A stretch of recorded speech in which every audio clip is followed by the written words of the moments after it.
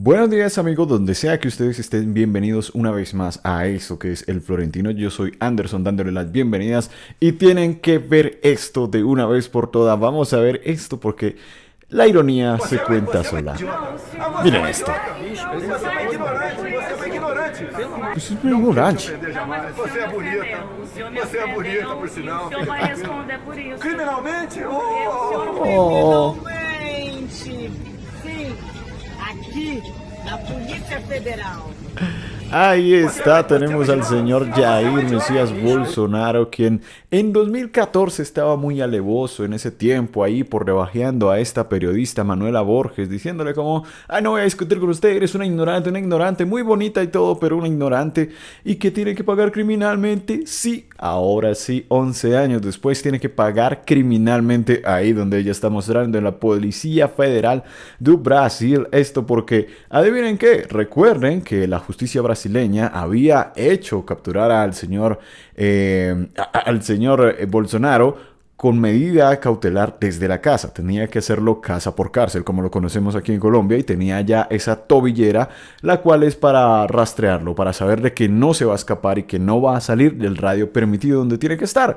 Pues resulta que aparentemente esta semana intentó quitarse esta tobillera. La tobillera apareció con marcas de aparentemente un soldador de soldadura con la que la intentaría haber retirado. La primera excusa que él dio fue de que de repente como que quería probar a ver qué pasaba, no sé qué, y después cambió su versión diciendo de que había tomado unas pastillas que le alteraron el juicio. O sea, ¿se estaba drogando o qué pasó? Que fueron medicamentos aparentemente que le alteraron, que de repente vio eso todo raro y se lo tuvo que quitar, le dio un ataque y se quiso quitar el rastreador. Sí, cómo no. Resulta que al mismo tiempo también su hijo estaba intentando hacer una movilización de personas que son afines a Bolsonaro justo a medianoche, justo mientras Bolsonaro está muy cerca o estaba detenido muy cerca a las embajadas o a la embajada de algún otro país que le pudiera dar de pronto asilo político,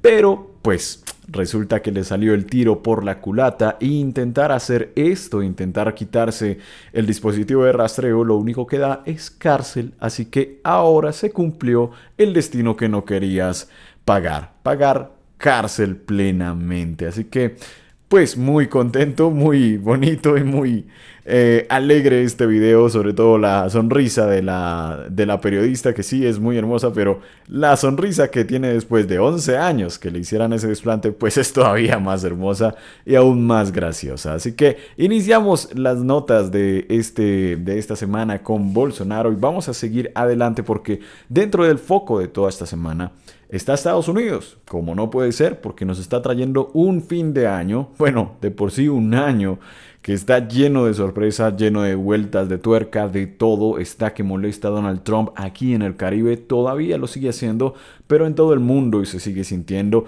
y él no va a descansar hasta tener esa medalla del pacificador total. Así como nos los pone Christian Collins, que nos recuerda, durante Barack Obama los rusos tomaron Crimea, durante el primer Trump no se tomaron nada, durante Joe Biden invadieron Ucrania y ahora, en el segundo término de Trump, Ucrania accede al tratado de paz o al plan de paz de Donald Trump, así como nos cuenta también en CNN. That is Escuchémosla. a huge deal. We should just know. I think, like, full stop. That is a huge deal if Ukraine is actually backing this plan. That Ukraine has agreed to a deal to end the war with Russia. Only minor details remain. They said, quote, the Ukrainians have agreed to the peace deal. There are some minor details to be sorted out, but they have agreed to a peace deal. That is a huge deal. We should just know. I think, like, full stop. That is a huge deal if Ukraine is actually backing this plan.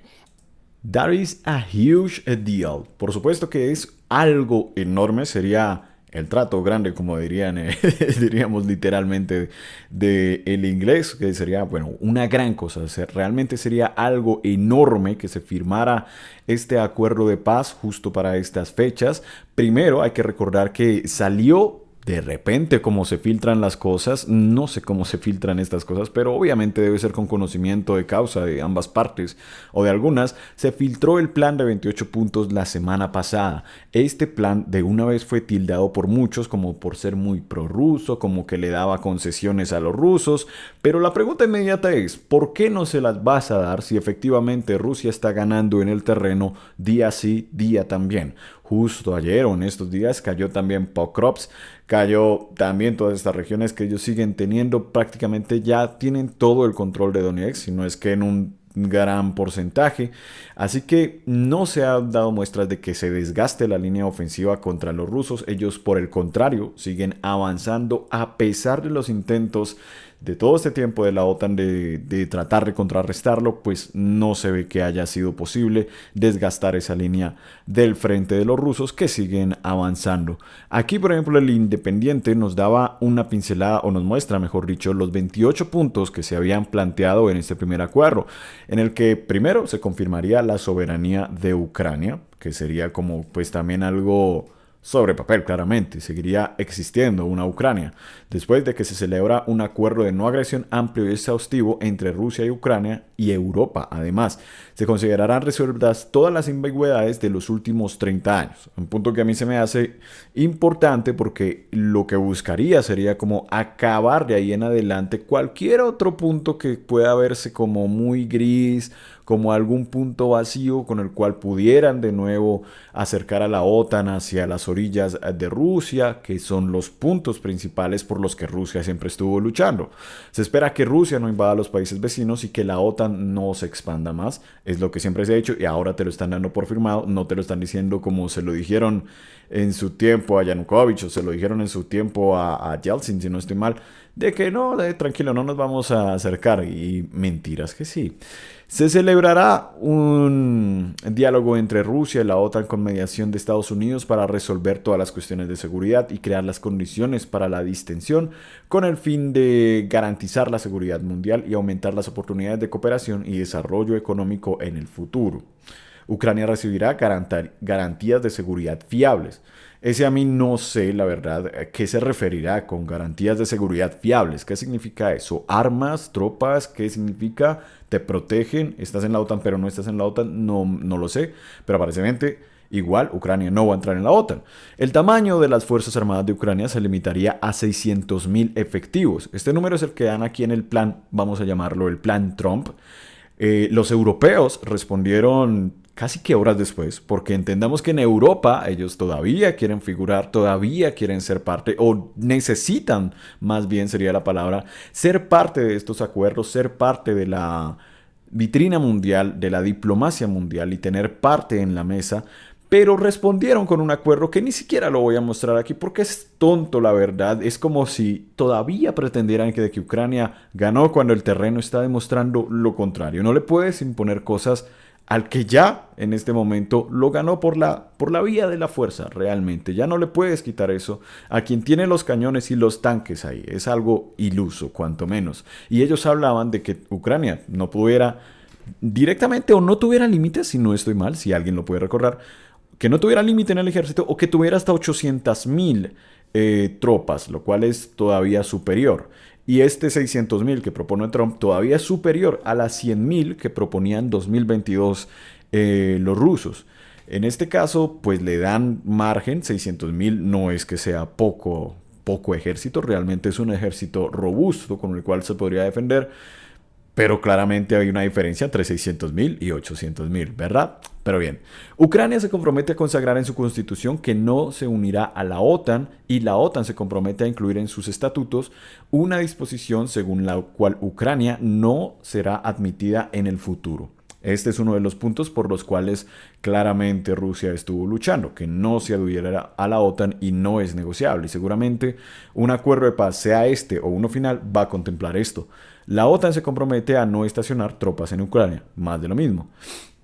Habrán aviones de combate europeos en Polonia, porque pues justo está Ucrania, después está Polonia. Así que más o menos me suena a mí esto como de que Ucrania vendría siendo un buffer state entre Europa y Rusia. Y las garantías de seguridad de Estados Unidos. Dice, Garantía de Estados Unidos. Estados Unidos recibirá compensación por la garantía. Si Ucrania invade Rusia, perderá la garantía. Esta garantía de la seguridad, que a mí me suena algo gris, la verdad no me termina de quedar claro. Si Rusia invade Ucrania, además de una respuesta militar coordinada y decisiva, se restablecerán todas las sanciones globales, se revocará el reconocimiento del nuevo territorio y se anularán todos los demás beneficios de este acuerdo. Es decir, volvemos al principio si Rusia quisiera invadir de nuevo Ucrania. Lo chistoso del asunto o lo interesante del asunto es que si en el caso de que Ucrania hiciera la invasión, le perderían las garantías, es decir, su protección, me imagino, o su ayuda militar puede ser, pero nada más.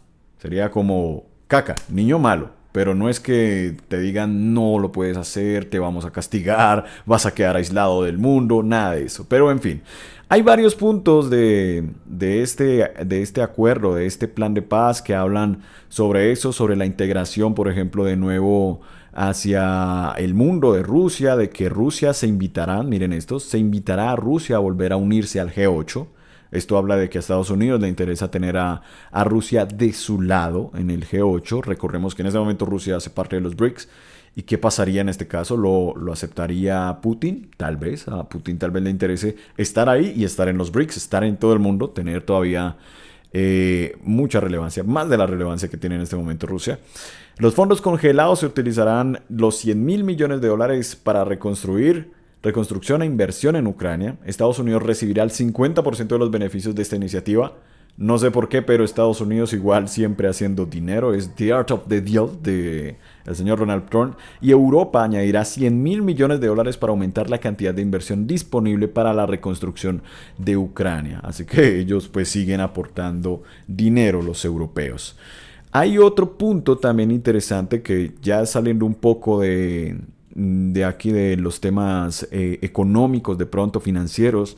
También está el de la central de Zaporilla, por la cual se quedaría bajo protección o supervisión de la OIEA, y además la electricidad que produce sería 50% para los rusos, 50% para Ucrania. Esto como que no había gustado mucho en Ucrania, querían que se quedara todo para Ucrania, pero veremos si finalmente Zelensky lo acepta. Ambos países se comprometen a aplicar programas educativos en las escuelas y las sociedades destinados a promover la comprensión y la tolerancia de las diferentes culturas y a eliminar el racismo, los prejuicios. Ucrania adoptará las normas de la Unión Europea sobre tolerancia religiosa y protección a las minorías lingüísticas. ¿Por qué dice esto sobre Ucrania? Porque recordemos que desde que todo esto comenzó, y no solo desde el 2022, sino desde el 2014, desde que el régimen ucraniano estuvo persiguiendo a los civiles de Donbass, pues se estuvo haciendo persecución a la parte o la minoría, digámoslo así, entre comillas, minoría rusa, también a la religión rusa, a la lengua rusa. En este momento es prohibido en Ucrania aprender ruso, es prohibido y se quitó también la religión ortodoxa, la iglesia ortodoxa es perseguida en este momento en Ucrania. Así que esto se hace por esto, porque no puede haber persecuciones a minorías, no se puede perseguir una lengua ni nada por el estilo. Estos son como los checks, preámbulos de lo que se llamaría o conocemos como genocidio, ¿verdad? Ambos países acordarán abolir todas las medidas discriminatorias y garantizar los derechos de los medios de comunicación y educación ucranianos y rusos, porque también, de nuevo, en Ucrania también estaba prohibido partidos prorrusos de este tipo, medios de comunicación también que llamarían prorrusos, las escuelas, etcétera, etcétera. Además, punto C, toda ideología y actividad nazi debe ser rechazada y prohibida, toda actividad nazi. Esto, primero que todo, señores, es muy importante, o este apartado es muy importante porque le da la razón a lo que decía efectivamente Putin desde el principio, de que en Ucrania existe actividad neonazi. Eso lo confirmamos durante todo el conflicto, las imágenes que salían, las fotos que salían, personas de dudosa reputación allá en el tal Batallón Azov, que efectivamente es un nido de nazis, que son admiradores de Stefan Bandera, quienes tienen cuadros de Stefan Bandera. Todo esto es de personas de actividad o afines a actividades neonazis, así que efectivamente era real esto de la desnazificación de Ucrania, que era uno de los objetivos de Putin, que aunque sonara de pronto a excusa para invadir, realmente sí pasaba, sí pasa, y aquí en el acuerdo lo plasman, es real. Así que hay que quitar eso y ojalá lo quiten de una vez por todas. Así que hay varias cosas, claramente se reconoce todo lo que ya tomó Rusia, incluyendo, miren, Crimea, Lugansk, Donetsk, son reconocidos como Rusia de facto por Estados Unidos, no así por Europa, puede que ellos no lo reconozcan, pero al menos Estados sí. Gerson, Zaporilla se quedarán congeladas a lo largo de la línea de contacto, lo que supondrá un reconocimiento de facto a lo largo de dicha línea. Rusia renunciará a otros territorios acordados que controla fuera de las 5 regiones. Las fuerzas ucranianas se retirarán de la parte de la región de Donetsk que controlan actualmente, y esta zona de retirada se considerará una zona neutral desmilitarizada. Era algo como lo que les decía en ese momento, pues ya, por ejemplo, a lo largo, es que no preparé el mapa, pero a lo largo de la línea, ahí en Donetsk, solo falta muy poco, solo faltaba tipo Kramatorsk, Sloviansk, si no estoy mal, porque ya cayó Pokrovsk, pero solo faltaban estas dos ciudades, Kramatorsk y Sloviansk, para tomarse prácticamente el 100% del Donetsk. Así que si se firmara hoy, esto es un caso hipotético, si se firmara hoy el acuerdo y no siguieran avanzando, se quedarían donde están, y ese pequeño territorio que falta por tomar de Donetsk sería una franja, podríamos decir tierra de nadie, pero sería más bien, obviamente, de los ucranianos, pero una zona donde no habría influencia militar, sino como casi que un paralelo, una zona desmilitarizada neutral, una zona neutral que no sería de ninguna de las dos partes, un buffer en la línea de choque. Así que más o menos ahí nos vamos haciendo una idea de cómo va a parar el conflicto. Recordemos, los conflictos acaban precisamente en la mesa de negociaciones, acaban con la acción política, que es algo que entendió en su tiempo, por ejemplo, se me olvidó, quien escribió El arte de la guerra, pero no Sun Tzu, sino el otro, se me olvidó, quien hablaba en este caso de los puntos de gravedad entre un ejército y el otro, y que habría que atacar un punto de gravedad, pero él se dio cuenta de que no solo se necesitaba la acción conjunta del ejército y conseguir los objetivos militares, sino que para terminarlo se necesitaba acción política. Así que debían ir de la mano una y la otra, la acción política con la acción militar, para lograr detener o ganar un conflicto. En este caso se cumple esta premisa, se acabaría con el conflicto con la acción política, que es lo único que para los conflictos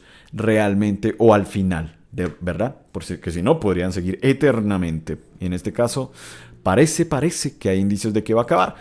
Aquí tenemos a Donald Trump, quien le preguntan en su Air Force One de el deadline para firmar este plan de paz, porque él había dicho, una vez se firmó esto, salió a decir de que sí, efectivamente existía un plan de paz para Ucrania, y que le daba a Zelensky hasta el jueves, hasta hoy que estoy grabando este video, hoy 27, hoy que es Thanksgiving Day para los gringos, le daba hasta hoy para firmarlo, pero después le preguntaron, bueno, ¿y tiene que firmarlo justo el jueves? Y ya dijo que no, escuchémoslo. Next week, does that mean that Thanksgiving deadline doesn't stand anymore for Ukraine to agree to this? We're going to see what happens. They set up a date, and the date is going to be sometime in the very near future. Does it have a new deadline? I don't have a deadline. You know what the deadline for me is? When it's over. And I think everybody's tired of fighting at this moment. They're losing too many people. Ahí está, ahí lo dice, no hay deadline. El deadline para mí es cuando todo esté terminado. Mucha gente está cansada de pelear y queremos que esto termine lo más pronto posible. Son las palabras que daba Donald Trump desde el Air Force One, recordando o quitando esa moratoria que le da a Zelensky para hacer su firma o aceptar el plan. La pregunta después de todo esto era, ¿y qué van a hacer los ucranianos? ¿Que de repente van a aceptar? En esta semana que pasó, pues como les digo, pasaron muchas cosas. Se estaban llevando a cabo conversaciones en Ginebra y a la par también, si no estoy mal, en Emiratos Árabes Unidos. En este caso, en Ginebra fueron a verse la delegación estadounidense, la delegación ucraniana, allá de la parte de Marco Rubio. También estaba Yermak, quien es el que conocen como la mano derecha o el cerebro detrás de Ucrania. Y después salieron declaraciones aquí de Zelensky, que ya vamos a escuchar, donde efectivamente pues vemos, y también salían las declaraciones de que parece de que sí aceptaron el trato de los estadounidenses, salvo que con algunos pequeños cambios o unos pequeños puntos que hay que revisar. En este momento todavía no hay una versión final del acuerdo que se haya firmado, también hay que ver qué responden los rusos, pero así eran las palabras del presidente ucraniano. Escuchémoslo. Делегація повернулася з Женеви після переговорів з американською стороною та європейськими партнерами. І тепер перелік необхідних кроків для закінчення війни може стати працездатним. Станом на зараз, після Женеви пунктів менше, вже не 28, і багато правильного враховано в цій рамці. Ще є зараз над чим попрацювати всім разом. Дуже непросто. Щоб зробити фінальний документ, і треба зробити все достойно. І ми цінуємо, що більшість світу готова нам допомагати. І американська сторона налаштована конструктивно. Сьогодні наша делегація Ahí повернулася está, nos decía efectivamente el mismo Zelensky allá desde Ucrania que ahora sí se está viendo pasos para una paz trabajable o que se están viendo pasos hacia una paz más sólida. Aún se tiene mucho trabajo que hacer para hacer algo sólido, constructivo realmente, de que quede un documento final bien redactado, bien hecho. Así que eso es lo que están trabajando, pero aparentemente los pasos apuntan en la dirección de que vamos hacia el final del conflicto.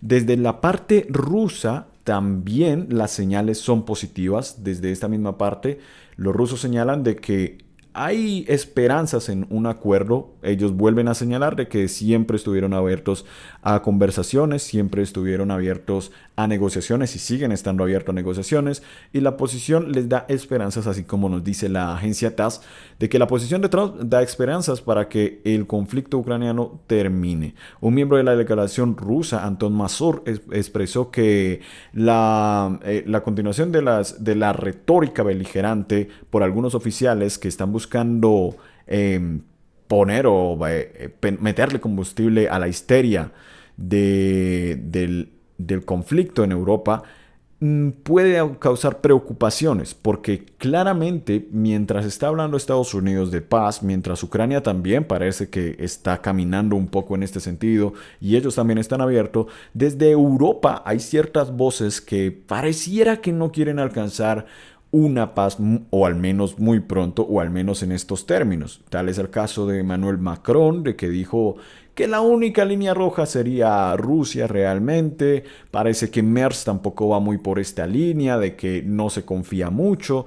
Estas voces se están sumando, claramente son los tres de Europa, Francia, Alemania y Gran Bretaña, que no la ven muy clara o, como les digo, quieren tener un asiento en la mesa de negociaciones, o tal vez es que han perdido bastante ya en este acuerdo y no quieren verse aislados del mundo y ver a una Rusia unida a Estados Unidos y al mismo tiempo una China, tal vez, ¿por qué no?, unida a la importancia del mundo, ¿no? Y ellos quedar en un relegado lugar.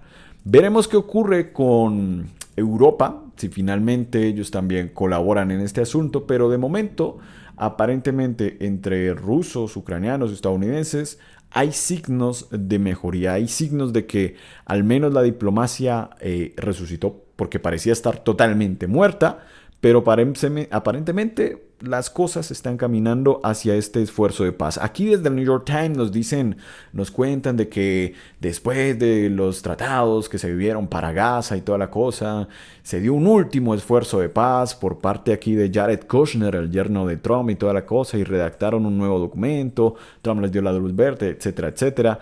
Hay otras versiones que dicen que los mismos rusos fueron los que redactaron el documento y que se lo pasaron a Marco Rubio.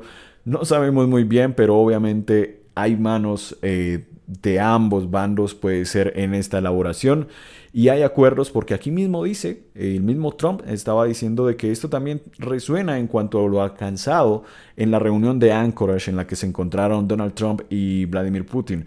Así que lo que se habló ahí en Alaska todavía sigue resonando, sigue siendo muy importante y seguirá dando de qué hablar después del conflicto, en la posguerra y las siguientes relaciones comerciales que vaya a tener Estados Unidos con Rusia y también con Ucrania, porque en los acuerdos, o al menos en el borrador, estamos viendo que el mismo Estados Unidos planteaba manejar la infraestructura energética de gas en Ucrania y también así la propuesta de poner bases de datos, no, sino centros de datos para inteligencia artificial y todo esto. Así que imagínense esto, Estados Unidos sigue ganando, sigue sacando tajada de los ucranianos y Ucrania es la que realmente, pues ahora esperemos que le salgan bien las cosas con la reconstrucción y que no quede subordinada como un vasallo ni de Estados Unidos ni de Europa, aunque aparentemente hacia allá es donde pintan las cosas.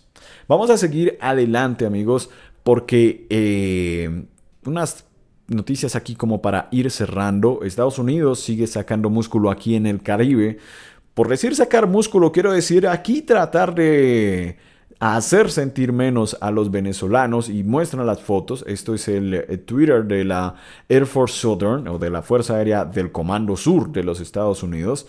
Y aquí vemos cómo desplegaron sus bombarderos B-52 de alto rango. Este bombardero sería el bombardero que utilizarían para, por ejemplo, utilizar bombas nucleares de estas que no van en misiles o grandes bombardeos. Alcanzan cualquier punto prácticamente del planeta y ahí los tienen en el Caribe dando vueltas de nuevo, haciendo deterrence, haciendo disuasión, mostrándole a Nicolás Maduro esto para disuadirlo, ¿verdad? ¿No? Para mostrar su músculo militar.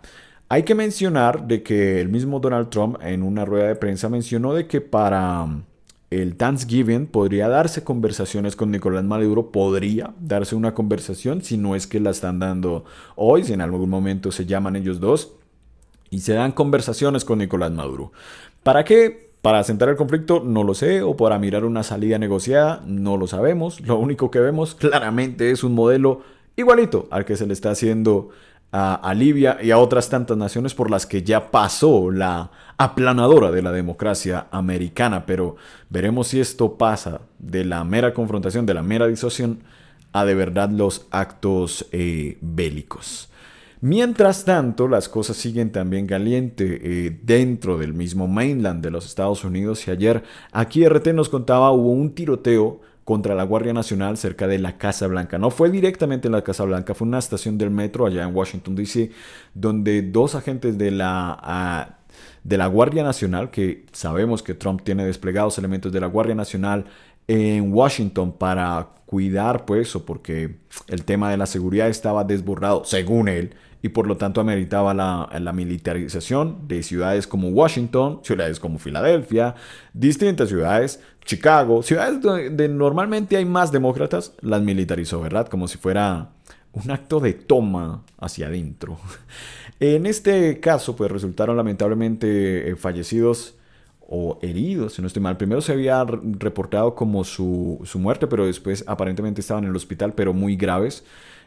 Dos agentes, pues, de la, como decimos, aquí de la Guardia Nacional, perdón. Y además de eso, también se dio de baja o también estaba muy gravemente herido la persona que les disparó.